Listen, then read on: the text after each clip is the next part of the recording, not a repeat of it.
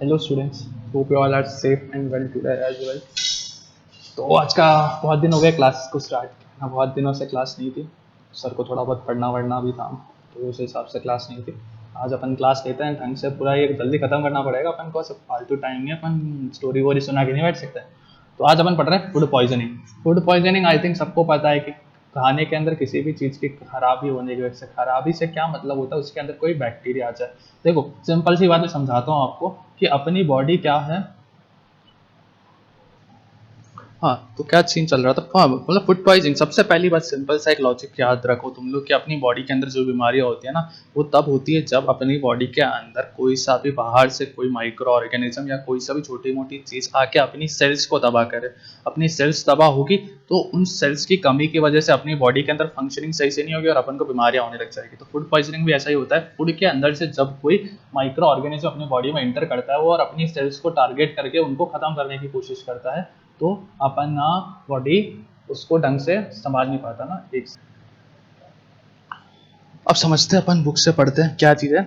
You may have read in newspapers the reports about the children falling sick and vomiting after eating the lunch provided at the school, or people fall sick after eating at the marriage party. What would be the reason for this?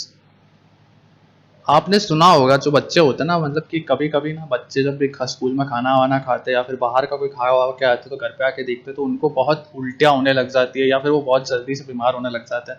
तो भाई ऐसा क्या होगा? तो देखो simple सी बात है, अगर किसी ने अल्टीमेटली क्या होता है, अपनी बॉडी के अंदर माइक्रो ऑर्गेनिजम्स को जाना होता है। तो ये बीमारियां डिसाइड इन चीज़ों बेसिस होती है कि वो कहाँ से आई है, कैसे आई है। एक होता है कि अपन किसी गंदे पानी में नहा के, कीचड़ में नहा के आए हैं, तो वो गंदा पानी लगातार अपनी बॉडी पर लगा है और थोड़ी देर अपन गीले रहे हैं तो उस थोड़ी देर में वो बैक्टीरिया अपनी बॉडी के अंदर घुस गए। एक तो ये होता है। एक खाना खा रहे, अपन खाना खाया, उस खाने के अंदर माइक्रो ऑर्गेनिज्म से बॉडी में गए, वो खराब कर रहे हैं। जो खाने के तौर से अपनी बॉडी में जाते हैं उसको बोलते हैं फूड पॉइजनिंग। ठीक है, अब समझते हैं।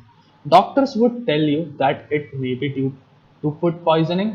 What is food poisoning? Food poisoning क्या होता है? Food poisoning is due to consumption of food spoiled by some microorganisms. Food poisoning किसकी वजह से होती है? कंजप्शन, मतलब कि खाना, खाने को कंजप्शन, किसी भी चीज को यूज करने को कंजप्शन बोलते हैं ना। तो ऐसे खाने को कंजप्ट करना, ऐसे खाने को खाना जिस जो कि सड़ गया हो, स्पॉइल का मतलब खत्म हो गया है, जो खराब हो गया हो माइक्रो ऑर्गेनिजम्स की वजह से। If food is not preserve properly, अगर फूड को सही से संभाला नहीं गया, it can lead to poisoning. Poisoning हो जाता है। पॉइजन का मतलब जहर होता है, तो उससे जो अपनी बॉडी में जो भी नुकसान होता है उसको पॉइजनिंग बोलते हैं। ठीक है, तो जो खाना होता है ना वो जहरीला बन जाता है। जहरीला मतलब हर जगह जहर का मतलब ये नहीं होता कि वो मार ही देगा, वो अपनी बॉडी को बीमार कर देगा और धीरे धीरे अपन मर जाएंगे उससे ना, तो जहरीला बना देता है। Micro organisms like bacteria and fungi are responsible for food poisoning. सबसे मेनली क्या ऐसे बैक्टीरिया, माइक्रो ऑर्गेनिज्म, कौन से बैक्टीरिया और फंगाई जो होते हैं इस चीज के लिए होते हैं ज्यादातर। Food sorry micro organism when grow on our food substances produce toxic substances. जब अपने खाने के ऊपर बैठते तो धीरे धीरे वो अपना टॉक्सिक मतलब बहुत खतरनाक जहरीला जो भी उनका सब्सटेंस होता है उसको रिलीज करते रहता है, जो कि खाने को खराब कर देता है। This make food poisonous causing vomiting, serious illness and even death. जो खाने को पॉइजनस बना जाता है जिससे अपनी उल्टी आने लग जाता है। वॉमिटिंग का मतलब उल्टी करना, सीरियस इलनेस, सीरियस मतलब बहुत खतरनाक, इलनेस का मतलब बीमार हो जाना, है ना, या और शायद मौत भी हो सकती है अपने को उस चीज से। Food hygiene is essential for preventing food poisoning. Bacteria causing food micro organisms are salmonella and clostridium. ये दो मतलब बीमारियों के दो बैक्टीरिया है जो अपनी बॉडी को ज़्यादा खराब कर सकते हैं। सैल्मोनेला से अपन को टाइफाइड हो सकता है और क्लोस्ट्रीडियम से अपन को ट्यूबरकुलोसिस हो सकता है। ठीक है, तो मैं ऐसे ही बता दिया मैंने। ठीक है, कुछ खास याद रखने की जरूरत नहीं है। दो नाम होते हैं सैल्मोनेला और क्लोस्ट्रीडियम, दो बैक्टीरिया होते हैं जो अपनी बॉडी को फूड पॉइजनिंग की वजह से खराब कर सकते हैं ना। तो और जो फंगाई होती है, दो फंगाई के भी नाम दे रखे हैं, एस्परजिलस और पेनिसिलिन। ठीक है, इन दोनों की बीमारियों के नाम मेरे को नहीं पता, कुछ तो होता ही है। फूड प्रिजर्वेशन, फूड को कैसे बचाया जा सकता है। In chapter 1 we have learned about the methods to preserve and store food grains. How do we preserve cook food at home. First chapter में अपन ने ये पढ़ा था कि कैसे अपन जो ग्रेन्स होते हैं ना, जो अपन ने ग्रेन बनाया था उसको संभालना, उसको शेल्टर देना वगैरह अपन ने सीखा था, प्रिजर्व करना। अब पूछ रहा है कि कैसे हम किसी खाने को, किसी पके हुए खाने को प्रिजर्व कर सकते हैं। You know that bread left unused under most condition is attacked by fungus. अगर कोई खाना छोड़ दिया जाए बिना यूज करे जाए उस कंडीशन में, तो उसको फंगस अटैक कर देती है उसके ऊपर। माइक्रो ऑर्गेनिजम्स स्पॉइल और food Spoiled food emits bad smell and has a bad taste and color change. Why do you see a refrigerator at home? Not only for cooling water, but also to store food items. These food items, if kept at room temperature, start producing foul smell. In other words, the food gets spoiled and become unfit for consumption. Spoilage of cooked food takes place because of the action of microorganisms like bacteria and देखो होता क्या है simple सा direct समझा देता हूँ मैं होता क्या है जब भी मॉइस्ट कंडीशन किसी गीले मतलब अपने जैसे या बारिश का मौसम होता है ना सबसे ज्यादा बारिश के मौसम में ये सब चीजें होती है ना तो जब भी ऐसा कोई इन्वायरमेंट होता है जिस मॉइस्ट एनवायरमेंट जो गीला वाला एनवायरमेंट होता है ना वहाँ पे जो फंगस होती है ना फंगस और जो बैक्टीरिया होते हैं ना बहुत अच्छे से रह सकते हैं उनको बहुत पसंद है ऐसी जगहों पे रहना ना तो ऐसी जगह पे ऐसे टाइम पे अगर अपन किसी खाने की चीज को खुला छोड़ देते हैं ना तो ये क्या करते हैं ऐसा माइक्रो ऑर्गेनिज्म आते हैं उनके ऊपर बैठ जाते हैं और अपने अंदर से कुछ टॉक्सिक सब्सटेंसेस जहरीले पदार्थों को छोड़ देते हैं ठीक है धीरे धीरे उस खाने के ऊपर छोड़ देते हैं जो जहरीला खाना उस पर गिरता है और उस खाने को खराब कर देते जैसे ब्रेड है ब्रेड पड़ी है 2-3 दिन तक छोड़ दिया अपन ने धीरे धीरे उसके ऊपर फंगस आए फंगस बैठे उन्होंने टॉक्सिक सब्सटेंस निकाला और चले गए वो टॉक्सिक सब्सटेंस निकालने की वजह से जो खाना है ना वो खाना खराब हो गया उसके ऊपर ग्रीन कलर हो गया ब्रेड बिल्कुल खराब हो गया और उस खाने को उठा के अपन ने खा लिया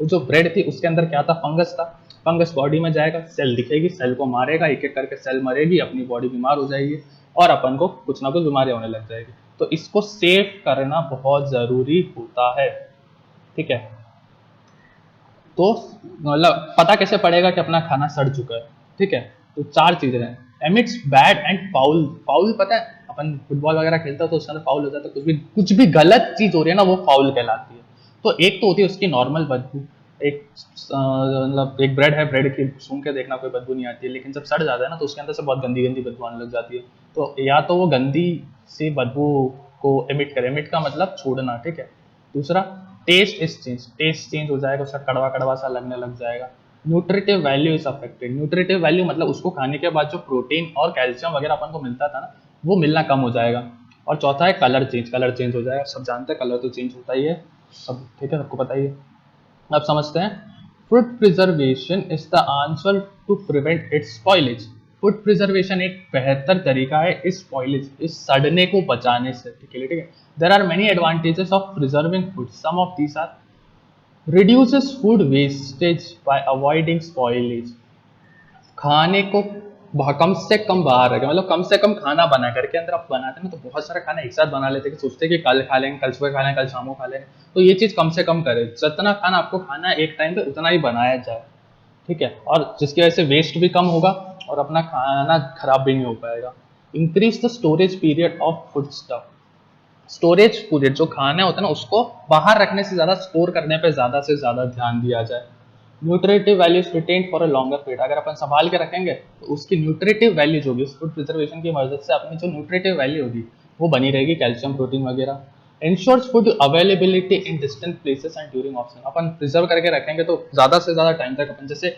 क्या प्रिजर्वेशन का एक मतलब बताता हूँ आपको अपन अचार वचार बना के रखते हैं बहुत टाइम तक वो अचार पड़ा रहता है तेल के अंदर खराब नहीं होता तो तेल जो होता है ना एक प्रिजर्वेटर होता है उसको प्रिजर्व करता है बचा के रखते हैं काफी लंबे टाइम तक तो क्या ये इंश्योर फूड अवेलेबिलिटी खाना अपने पास पड़ा रहे बहुत टाइम तक चाहे उसका सीजन हो या ना हो वो पड़ा रहे इसमें भी प्रिजर्वेशन अपन को मदद करती है मेथड्स ऑफ फूड प्रिजर्वेशन पहला है बाय सॉल्टिंग एंड शुगरिंग उसके अंदर बहुत सारा शुगर डाल दो बहुत सिंपल सा मेथड है कि किसी भी खाने को अगर अपन को बहुत टाइम तक संभाल के रखना है तो उसको खट्टा कर दो खट्टी चीजें जो भी होती है ना उसके अंदर कभी भी मान लो वो खट्टी बहुत खट्टी या फिर बहुत मीठी ऐसी चीजों के ऊपर फंगस बैक्टीरिया आके नहीं बैठते Fruits and vegetables are commonly preserved by using salt or sugar. The food items are made into jams, jellies, and pickles. In jam, sugar is used. In pickles, salt is used.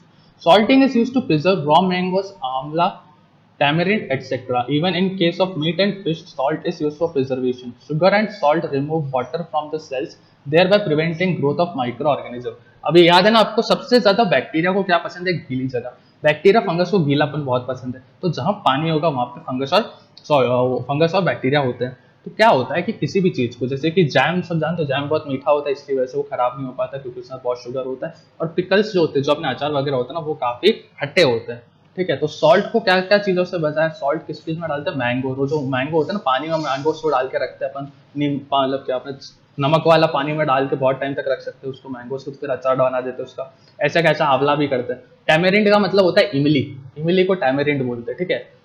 फिर ऐसा ही करते हैं meet और fishes वगैरह, जो non vegetarians हो गए, आपको पता होगा कि जब भी नॉन वेज लाया जाता है घर के अंदर तो उसको फ्रिज में पूरा नमक वमक लगा के रखते हैं। तो नमक और चीनी क्या करता है कि किसी भी चीज के ऊपर जो पानी का कंटेंट होता है उसको सोख लेता है। पानी सोखने के बाद में उसके ऊपर बैक्टीरिया और फंगस आएंगे ही नहीं, क्योंकि पानी है ही नहीं उसके ऊपर। तो ऐसे अपन बचा सकते हैं, फूड को प्रिजर्व कर सकते हैं by oil, vinegar and spices. Oil, vinegar और स्पाइसेस को जितना ज्यादा, मतलब पानी चाहिए, पानी कहीं ना कहीं से मिलना चाहिए। इन सब चीजों को यूज करके अपन पानी हटा देंगे तो ऐसी जगहों के ऊपर जो विनेगर होता है ना, विनेगर एक एसिड होता है जिसके ऊपर तो कभी जाएंगे, एसिड के ऊपर अपन ही नहीं जा सकते, तो भाई बैक्टीरिया फंगस इतने इतने होता है वो, उनको तो क्या ही कर सकते हैं अपन, है ना। तो उसके ऊपर ये सारी चीजों को यूज करके भी अपन फूड को प्रिजर्व कर सकते हैं। By heating, heating germ kills, milk at home is prevented from spoiling by boiling. किसी भी चीज को अगर अपन गर्म कर दे, क्योंकि अब अपने पास पानी तो दूध था, दूध के अंदर पानी तो होता ही है, अपने दूध वाले इतने अच्छे भी नहीं है कि पानी ना डाले उसके अंदर।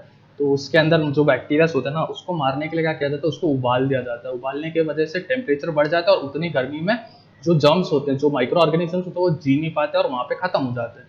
अब पूछोगे कि उनकी डेड बॉडीज का क्या होता है, तो डेड बॉडीज जो होती है ना, वो उस वाटर वेपर के साथ में अपने आप उड़ के चली जाती है, उसके अंदर नहीं रहती है, ठीक है। और अपन को क्या, अपन को बैक्टीरिया से इसलिए प्रॉब्लम है क्योंकि वो अपने पेट में जाएगा, अपने सेल्स को खत्म करेगा। मरी हुई चीज सेल्स को खत्म कर सकते नहीं कर सकते, वो साइड में पड़ी रहेगी, डाइजेस्ट होकर बाहर निकल जाएगी। तो ऐसे अपन बचा सकते हैं बाय रेफ्रिजरेशन एंड फ्रीजिंग। ये तो सब जानते हो, रेफ्रिजरेशन किसी भी, जैसे अपन ने गर्म किया वैसा का वैसा अगर अपन उसको ठंडक देंगे, ठंडक देंगे तो ठंडक भी नहीं सह पाएगा, उसको तो एक मिनिमम टेम्परेचर चाहिए ना, तो ठंडक भी देंगे तो वो खराब हो जाएगा। तो जितनी चीजों को भी फ्रिज में रखेंगे वो हमेशा के लिए सेफ रहेगी, हमेशा के लिए तो नहीं, काफी टाइम तक सेफ रहेगी, ठीक है। बहुत टाइम के बाद तो वो चीज अपने आप उस चीज के अंदर जो बैक्टीरिया होते हैं ना, वो अपने आप पनप के बड़े होके अब उसको खत्म कर देता है ना। तो फ्रीजर से भी यही होता है, रेफ्रिजरेटर और फ्रीजिंग से। बाय स्मोकिंग, उसमें धुआं डालने से, धुआं डालने से आपको सोच रहे होंगे धुआं डालने से कैसे हट सकता है। तो smoking is used for dehydrating food items like meat, fish and their products. In this method small piece of fish और meat are dried with heat and smoke of fire lit pillow.